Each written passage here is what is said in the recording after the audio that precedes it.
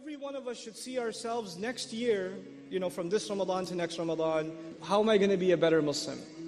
And I'd like to highlight 3 areas. So for those of you that are writing this down, just 3 areas where you want to be able to say to yourself in a tangible way, I'm better off.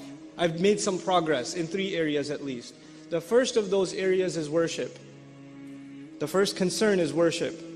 Has my Fajr improved? Am I making Isha and Fajr at least on time perfectly? The guys, am I waking up for Fajr and making it to the masjid? Make it a goal. Maybe you're not doing it every day, but set a goal that you're going to accomplish that this year. More and more and more, you're going to be able to get it. And I'm going to go to sleep earlier. Oh my God, youth, you can't accomplish anything in life if you don't go to sleep early. Go to sleep on time. Wake up early. Get your Fajr right. Get your Qur'an in the morning. Inna Qur'an al-Fajri kana mashhudan.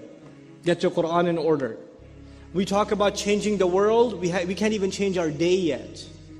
We can't even change our day yet. When you change your day, then you can change your year. That means you can change your life. My mornings have to become more productive in terms of worship. In terms of worship. Part of worship I would include, especially those of you that are people of vision, your vision will come, your inspiration will come with the Qur'an.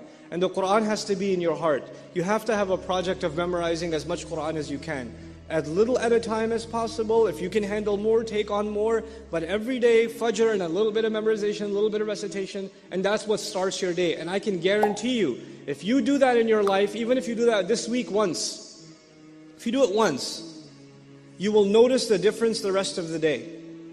You will notice that day has more barakah in it, you're getting more accomplished.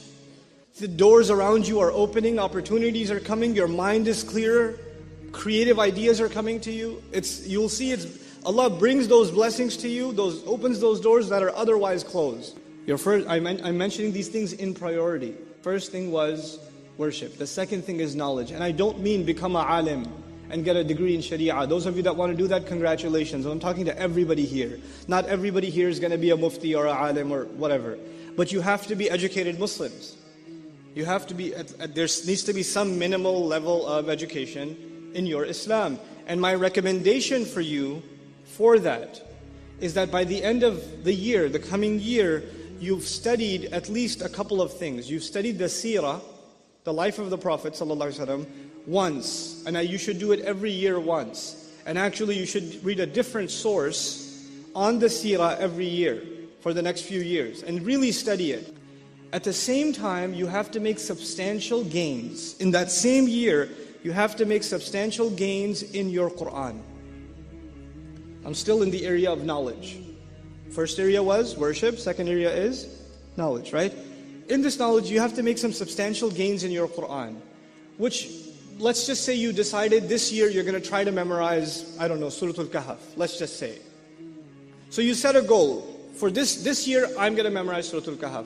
That means I'm going to memorize it, I'm going to study its tafsir, I'm going to read it in translation, I'm going to try to understand every word in its vocabulary. If there's a lecture series on Surah Al-Kahf, if there's a tafsir available on Surah Al-Kahf, if there's an article and paper on Surah Al-Kahf, I'm going to take it and I'm going to consume it. For some people, all they want at the end of their life, what is success to them? Maybe I'll own a house. That's success for them. Maybe if I have this much money, that means I have success. Maybe if I got married to this one or that one, maybe that means I have success. But I go back to what I started with. There are some people who are happy with doing just the minimum. Just the minimum. But I'm here to tell you, the young people in the audience today, Allah has blessed you, and I'm telling you, He expects great things from you. He does not expect the minimum from you. There are so many Muslims, the only thing left of Islam is their name. That's the only thing left. They don't care about salat. They don't care about halal and haram. They're far from this deen. What can I do to further this deen? What can I do I shouldn't just be happy that so many people come and attend Jumu'ah. Does that mean everybody's heart is clean? Does that mean that we don't need any more reminder? Is that what that means? Or are there evils in our society? Are there youth that are turning towards drugs? Are there young people that are just living their life for no purpose? All they do is play video games and watch movies and go to sleep.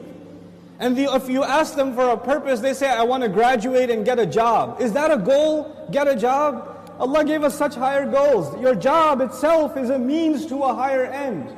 But you know what? We are living in strange times. The people who need the da'wah the most today are the Muslims themselves.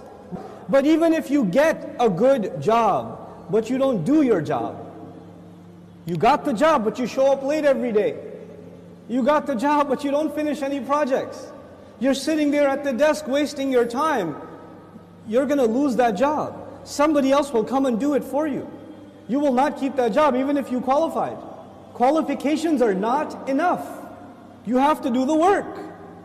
Allah Azza wa Jal is giving all of us, He's already qualified us. We are people of La ilaha illallah. We are already qualified.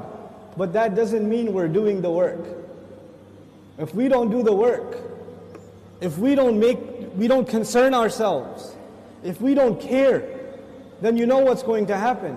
إِن تَتَوَلَّوْا يَسْتَبْدِلْ قَوْمًا غَيْرَكُمْ ثُمَّ لَا يَكُونُوا أَمْثَالَكُمْ. You turn away and Allah will replace you with a nation other than yourselves, and they will not be like you. They will not be lazy like you. And those are when young Muslim people have real Iman, when young Muslims have real strength in their belief, then they have the power to change the world. They have the power to make the world a better place. But when young Muslim people don't have real Iman, they don't have real conviction, then they are a waste of space. They are a waste of society, a waste of a generation. My teacher used to say that Islam is similar to climbing a mountain. You know, when you're climbing a mountain, you throw a hook and you climb. If you throw a hook not very high, then you will only reach that much. You can't reach any further. If your goal is money, if your goal is a six-pack, if your goal is a car, if your goal is a promotion, if your goal is entertainment, if your goal is girls, whatever your goal is, then you're only going to get that, you won't get anything else.